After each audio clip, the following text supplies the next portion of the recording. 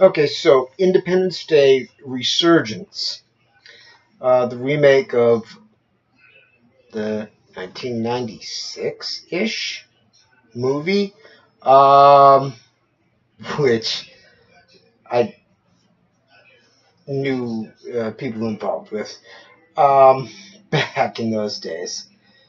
I knew lots of people. But anyways, um, it makes sense in its respects, except for the fact that it's completely unscientific and it actually contradicts itself in its own existence. The primary thing, of course, is the size of the ship with gravity and atmosphere. And it can't just, it's literally bigger than the moon ish. And not plausible. Not even with suspended disbelief. I mean, especially because they kept showing angles of it where you could see the whole thing from the ground, and it was supposed to be literally like almost 50% the diameter of the Earth. And this face, this expression tells it all. Homie. And now, amongst other things that are implausible, the only person who seems to have not aged a single minute is Judd Hirsch.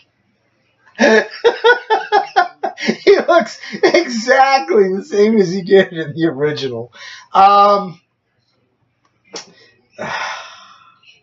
anyways, yes, the acting was good, and it was the expected hero sequence. There was enough suspense and drama. There was a lot of stupidity and a lot of mistakes. And just the getting from point A to point B stuff. I mean, the dialogue was written well, but what they had happen was everything was completely wrong. It was nowhere near a comparison to the original. I can understand why Will bowed out. Jeff will do any movie.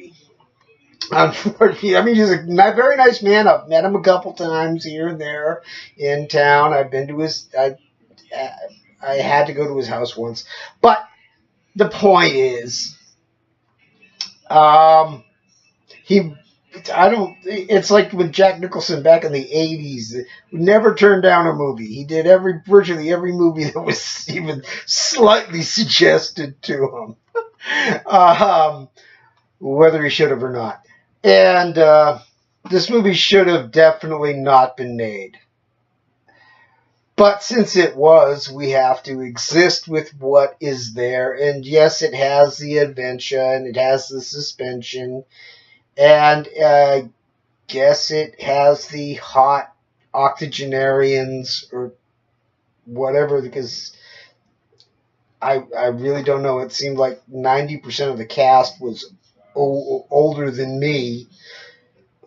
And that's old.